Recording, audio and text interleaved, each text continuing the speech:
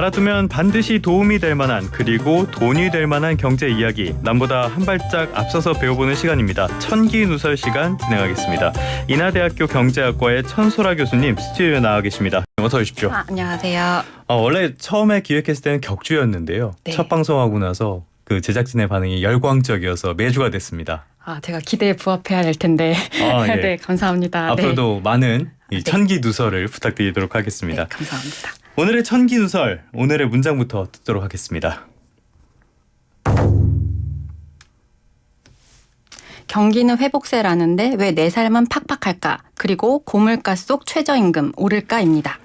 사실 저희도 몇 번 다뤘던 내용이에요. 그러니까 경기 회복세라는데 왜 이렇게 실제적인 체감 경기는 좋지 않을까? 오늘 여기에 대해서 답을 주시는 거죠? 네, 최선을 다해보겠습니다. 어제 KDI에서 원래 몸담으셨던 네. 그곳에서 친정. 네. 친정에서 답이 뭐 하나 자료가 나왔습니다. 어떤 내용이 담겼습니까? 재미있는 보고서가 하나 나왔는데요. 예. 그러니까 실제 이렇게 우리가 경기라고 부르는 지표 중에 대표적인 게 GDP잖아요. 그렇죠. 그러니까 GDP는 좀 회복된다고 얘기하는데 예. 실제 이제 사람들이 지출하는 민간 소비는 그렇지 못하다. 그래서 이러한 괴리는 어디서 오는가? 이제 예. 이러한 재미있는 보고서가 나왔거든요. 예. 그래서 좀 그거를 뜯어보면은 이게 우리가 이제 실제 소비를 얼만큼 할까? 이 여력은 실질 구매력에서 결정이 날 텐데 네네.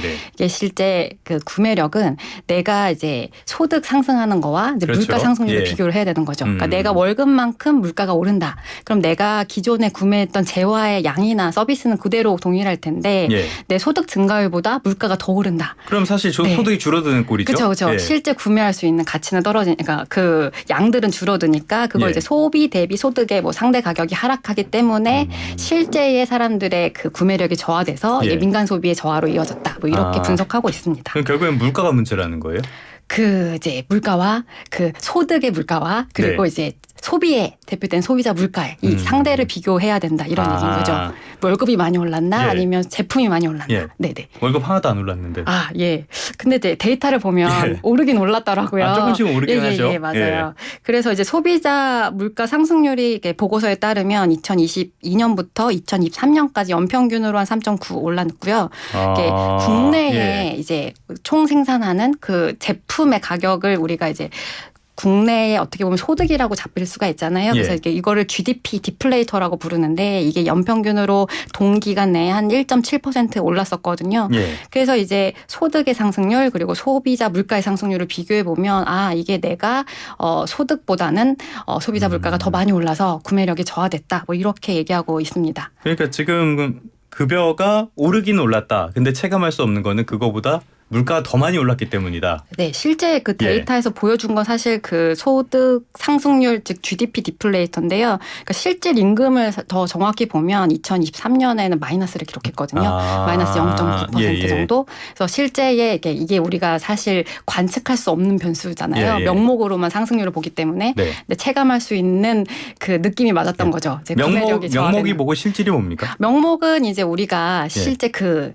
해당 연도의 가격과 이제 뭐 제품에 얼만큼 구매했냐 이런 네네. 거를 합해서 명목의 가격에 뭐 내가 가격이 사과가 1,000원이었고 사과를 하나 구매했으면 명목 가격이 전체 1,000원을 내가 구매할 수 있었는데 수치 그 자체. 네네네. 예. 근데 이제 실질이라는 것은 이제 그 프라이스 자체의 상승률이 있었기 때문에 네. 이것을 조금 조정을 해줘야 됩니다. 그래서 이제 기준 연도를 정해서 이게 프라이스의 인상승분을 제외하고 난 네네. 네. 그래서 그럼 물가가 들어가겠네요. 네네, 물가가 맞아요. 들어가겠네요. 네네네. 예.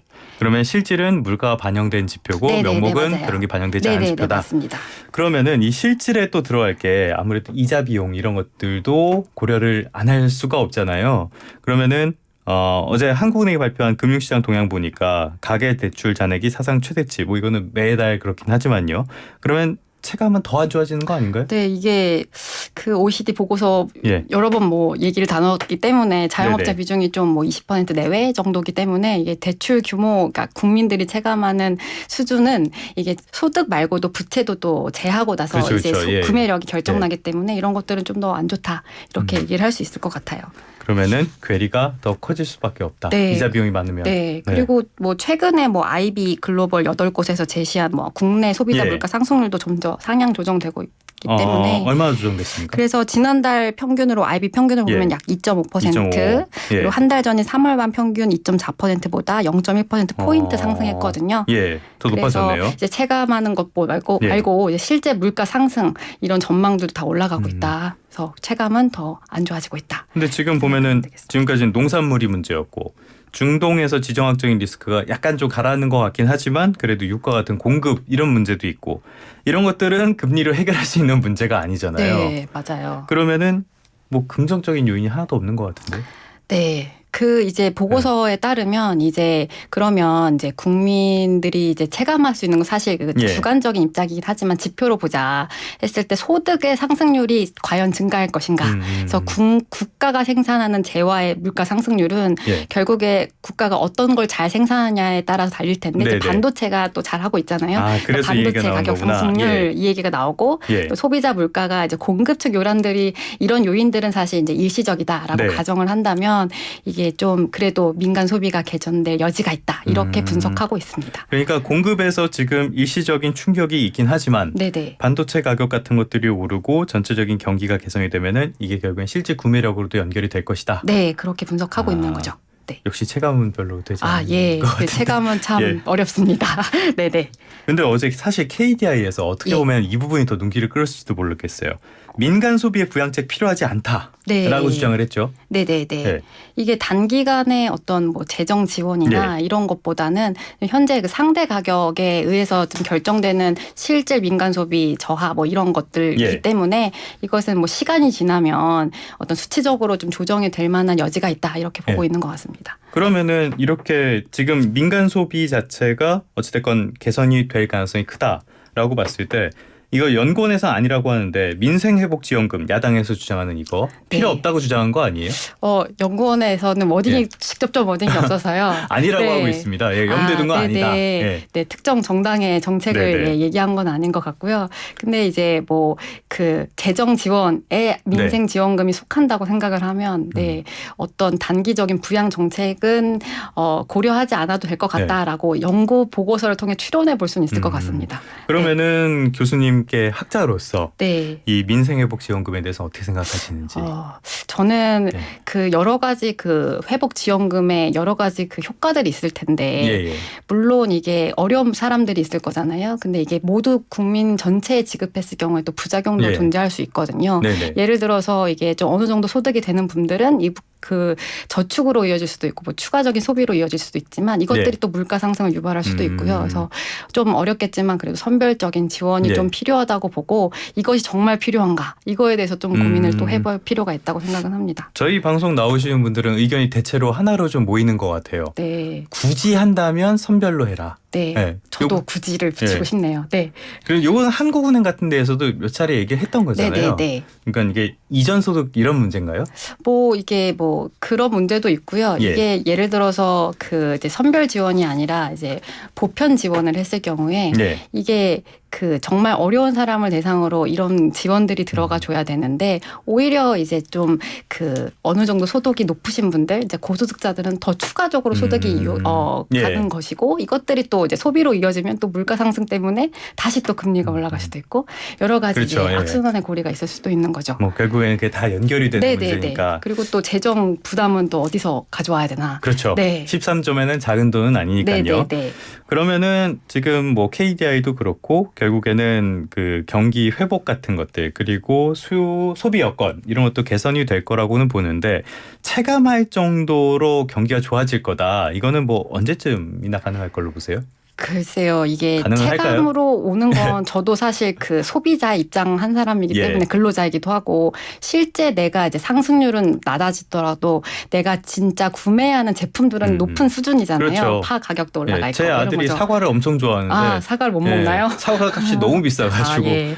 예. 그렇군요. 그래서 이게 좀 실질적으로 체감이 되려면 어느 정도 좀 물가가 조금 더 안정이 되어야 되지 않나 싶고요. 이제 금리 이런 것들도 중요한 요인으로 보고 있습니다. 결국엔 이런 물가 경기랑 연결되는 게 또 최저임금도 빼놓을 수가 없는 문제인데요. 오늘부터 내년도 최저임금 심의위원회 임기가 시작된다고 합니다. 그런데 지금은 일각에서는 고물가라서 너무 힘들다. 그러니까 그만큼 최저임금을 높여야 된다라고 이야기를 하고 있고요. 반대쪽에서는 이렇게까지 최저임금을 높이면은 사업자들이 다 망한다. 이렇게 반박을 하고 있거든요. 최저임금 문제 올해도 난항이 예상된다고 해야겠죠? 네, 맞습니다. 예. 이게 워낙 그 뜨거운 감자 같은 주제인데 이게 또 그 근로자 입장에서는 예. 어느 정도 최저 생계비를 보정해주는 제도기 때문에 반기는 일일 수도 있겠지만 사용자 입장에서는 추가적인 노동 비용 상승으로 이어질 수 있거든요. 예. 만약 그 영세 사업자들이라든지 자영업자들에서는 매출액의 대부분을 뭐 인건비로 지출하는 사업장들도 있는데 이런 예. 경우에는 폐업을 고민해야 되나 뭐 이런 상황도 있고요. 이게 양쪽의 시각에서 좀 균형 있게 바라봐야 될 것 같습니다. 그러니까 최근에 지방에 있는 서비스 업종이나 이런 곳은 굉장히 힘들다. 이런 네. 급여 맞춰지기가 힘들다고 말씀들을 많이 하시더라고요. 그런데 결국에 올해 최대 관전 포인트라면은 최저임금이 10,000원을 넘어갈 것이냐. 이게 상당히 오래전부터 공약은 있었지만 네. 넘어갈 것이냐 이 부분일 것 같은데 조금만 올려도 10,000원 넘게 되죠. 네, 한 1.4%만 올려도 예. 네, 10,000원은 넘습니다. 아, 이게 약간 10,000원이라는 워딩 자체가 약간 의미가 있는 것 같아요. 뭔가 이게 한 선을 넘었다 이런 네. 느낌이 들잖아요. 예. 근데 이게 또 최저임금을 그 정할 때 예. 이게 이제 우리가 최저임금위원회가 있어서 이제 노측, 사측 그리고 이제 공익위원 대표로 구성이 돼서 그렇죠. 예. 이제 제시해서 이제 뭐 표결을 하거나 아니면 고시를 이렇게 의논을 통해서 고시를 하게 되는데 적정 수준에 대한 사실 이런 그 근거가 예. 좀 약간 좀 명확했으면 좋겠다라는 경제학자적인 그 바람이 있긴 하거든요. 네, 네. 어떠한 그 명확한 룰이나 지표가 있으면 좀 모두 다 이해를 할 수 있을 텐데 이게 어떤 수준을 우리가 어떻게 정할 것인가에 예. 대한 고민도 좀 필요해 보입니다. 약간 지금은 뭐랄까 느낌적으로 하는 그런 면이 없잖아 예, 있다. 예. 지금 그 말씀하신 대로 물론 정확히 예. 열심히 하시겠지만 네. 사실 뭐 네. 밖에서 보기에는 좀 그래 네. 보이지 않는 부분도 많은 것 같고요. 그런데 이 시스템 자체에도 문제가 있다는 지적이 계속 나오고 있잖아요. 이거 개선이 안 되나요? 이게 그 예. 일단은 이제 노동계 대표자 그리고 네. 이제 사업계 대표자 그리고 공익위원들이 이제 계속 이렇게 제안을 하고 이제 합의에 도출하는 네. 과정까지가 사실 너무 시간이 오래 걸리고요. 결국엔 공익위원이 정하는 꼴이잖아요. 네, 지금은. 그렇게 되기 때문에 제가 이제 경제학자로서 생각할 수 예. 있는 것은 이게 어떤 룰이 있었으면 좋겠다. 아. 네, 이게 또 경제가 항상 좋은 건 아니고 예, 이제 예. 때마다 어느 정도의 적정선이라는 게 있을 텐데 예. 모두 다 이제 어떤 그 노동의 임금 상승분을 기업에서 흡수할 수 있는 정도의 수준의 최저임금을 좀 상정할 필요가 있다고 생각을 합니다. 그래서 이 적정선과 노동의 상승분 이런 걸 고려를 해가지고 업종별, 뭐 지역별 이런 걸로 최저임금을 좀 구분해서 적용하자 이런 이야기도 나오고 있잖아요. 교수님은 이거 어떻게 보세요? 저는 좀 그래도 일리 있는 부분이 있다고 생각을 하는데요. 이게 예. 우리가 시장에서 임금을 결정할 때 결국에 노동의 수요와 공급이 만나는 균형점에서 임금이 결정이 될 텐데. 이퀄리브리엄. 네. 예. 근데 이제 거기에 다른 팩터들이 많이 들어가죠. 물가 상승률이 노조의 영향이나 여러 가지 이제 들어가잖아요. 예. 근데 이게 결국에는 그게 이제 우리가 풀면 노동 생산성의 함수로 표현이 노동 생산성으로 표현이 예, 예. 되는데 어떤 이제 업종에서는 한 단위 추가적인 노동을 투입하더라도 많이 생산할 수 있고 어디에서는 또 저생산성이 있는 업종들이 있거든요. 예. 그런 경우에는 사실 그 사업자들도 되게 힘들 수 있고 오히려 이제 진짜 10명 미만의 사업장의 경우에는 굉장히 그 이제 폐업을 고민하는 굉장히 힘든 순간이 예. 올 수도 있거든요.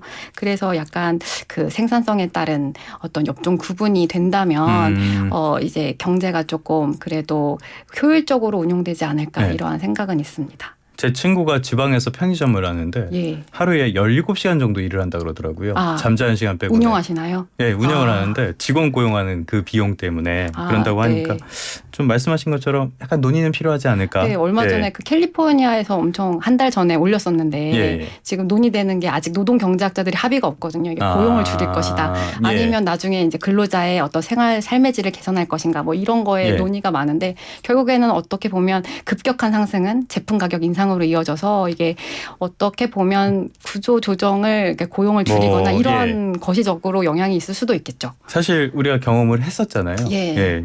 뭐 지금 언제인지는 말씀드리지 않겠습니다만 뭐 키오스크로 많이 예. 대체가 됐죠. 그때 네. 키오스크 확 늘고 네. 지방에서 일하던 그 농번기나 이럴 때 네. 최저임금 근로자들 많이 줄고 막 그런 네, 것들 네. 봤었거든요. 그런데 그러니까 한국은행에서 최저임금 낮추자, 돌봄 업종에 대해서 최저임금 낮추자 이런 보고서 내놨다가 논란이 일기도 했었는데 이 부분은 어떻게 보십니까? 네, 이게 참 어려운 문제인데요. 네. 이게 고령화가 지속되고 이제 저출생 문제가 계속 심화가 된다면 결국에 이제 돌봄 인력 수요에 대한 니즈가 많을 텐데. 그래서 돌봄 업종이다. 네, 그래서 이제 그것을 노동 수요를 공급으로 어떻게 할 것인가 해서 이제 외국인 근로자의 어떤 최저임금을 좀 차등적으로 적용을 하자. 예, 예. 근데 이제 경제학적인 시각으로 보면 이제 가격을 좀 다르게 적용을 하는 거잖아요. 예. 그러니까 같은 육아 도우미라고 하더라도 이제 굉장히 뭐 한국말을 잘하고 이제 내국인이 있을 수도 있고 예. 이제 한국말을 못하는 뭐 도우미 뭐 이렇게 어떤 식의 서비스의 차별이 있을 텐데 이런 것들을 좀 가격을 좀 다르게 해서 이제 모든 소비자들이 어떤 낮은 가격으로도 고용을 할 수, 예. 구매를 할 수 있게끔 뭐 이런 제도인 것 같지만 사회적인 합의가 많이 필요한 부분으로 보입니다. 이렇게 노동 그럼 근로자들이 왔을 때 뭐 예. 비자 문제라든지 뭐 보험 문제라든지 이런 것들은 좀 합의가 논의돼야 될 필요가 있다. 하지만 경제학자 시각으로 예. 봤을 때는 이 공급을 대체할 또 하나의 어떤 그 팩터가 되지 않을까 이렇게 생각을 하고 있어요. 이 최저임금이라는 게 경제학적으로는 그런데 삶의 질이라는 측면에서 또 이게 복잡한 문제라 항상 네. 답이 잘 안 나오는 것 같습니다. 오늘 천기누설은 여기까지 하도록 하겠습니다. 지금까지 인하대학교 경제학과의 천소라 교수님과 함께했습니다. 다음 주에 또 뵙겠습니다. 고맙습니다. 네, 감사합니다.